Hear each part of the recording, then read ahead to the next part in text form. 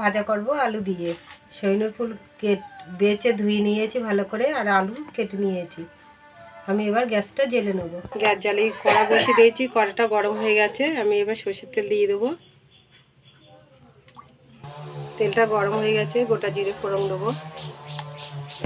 জিরেটা ভাজা হয়ে গেছে, আমি পেঁয়াজ আর কাঁচা লঙ্কা দিয়ে দেবো।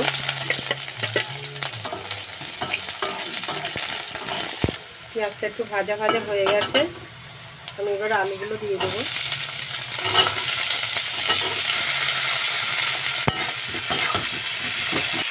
আলুগুলো দিয়ে একটু নেড়ে চেড়ে নিয়েছি, এবার ফুলগুলো দিয়ে দেবো।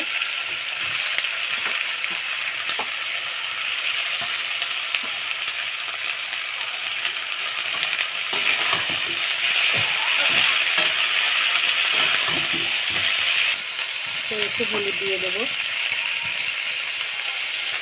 পরিমাণ মতন লবণ,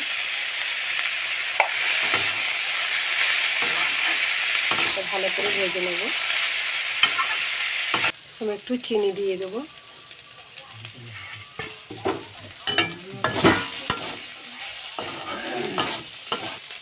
ভাজাটা আমার হয়ে গেছে, আমি এবার নামিয়ে নেব। সবগুলো ঢেলে নিয়েছি। দেখুন কি সুন্দর হয়েছে। এরকম করে বাড়িতে রান্না করে খাবেন। খেয়ে ভালো লাগলে আমার চ্যানেলটাকে লাইক করবেন, শেয়ার করবেন, কমেন্ট করবেন, সাবস্ক্রাইব করবেন। ধন্যবাদ।